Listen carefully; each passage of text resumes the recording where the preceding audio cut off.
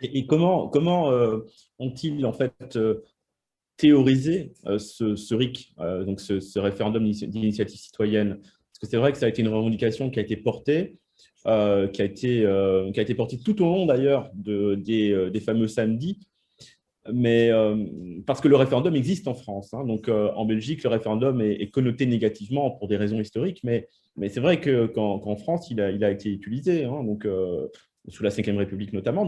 Donc en quoi est-il une nouvelle proposition? Est-il un autre mode de gouvernance?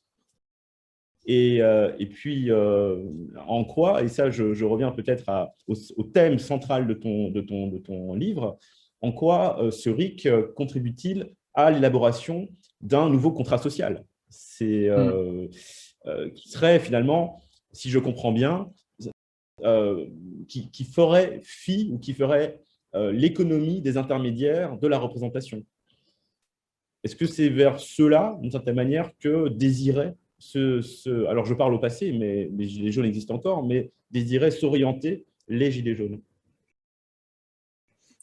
Alors oui, oui, en grande ligne, oui, on va dire que c'est un peu leur désir donc d'outrepasser les intermédiaires, et en particulier pour eux, puisqu'ils ne sont pas très syndiqués, donc ils connaissent pas trop les syndicats, mais en particulier les hommes politiques. Donc on voit que dans je sais plus, il y avait 42 mesures, je crois qu'ils avaient proposées. Mhm. Il y en a pas mal qui essayent de limiter le pouvoir des hommes et des femmes politiques. Donc oui, il y a une certaine une réticence à la représentation, en particulier par les hommes et les femmes politiques. Pour revenir à ta question, Nicolas, sur le rôle de la démocratie et en particulier du référendum. Alors c'est vrai qu'il existe un référendum dans le droit français qui est relativement récent, j'oublie la date, mais je crois que c'était sous Hollande qu'il a été instauré, et qui s'appelle le RIP. Donc le RIC et le RIP sont assez proches l'un de l'autre, mais il y a une très très grande différence. Et, c'est que le référendum en France qui existe, c'est un référendum parlementaire. Donc on l'a vu autour c'était une des privatisations, je crois que c'était les aéroports de Paris, euh, où des parlementaires ont essayé d'utiliser cet outil justement plus démocratique, on va dire, Mhm. pour empêcher la privatisation. Et on voit que ce qui s'est passé, en fait, c'est que les termes du référendum dans la loi sont extrêmement contraignants. Donc, il faut la signature de 10% des Français qui sont inscrits sur les listes électorales. Ça veut dire plus de 4 millions de personnes. Alors, juste pour pouvoir considérer le référendum. Donc, on voit que 10%, c'est quand même beaucoup, hein. Il y a des pétitions qui sont, je crois qu'en Italie, c'est 1 million, alors que c'est un pays avec une population relativement comparable à celle de la France. Donc, c'est 4 fois plus en France.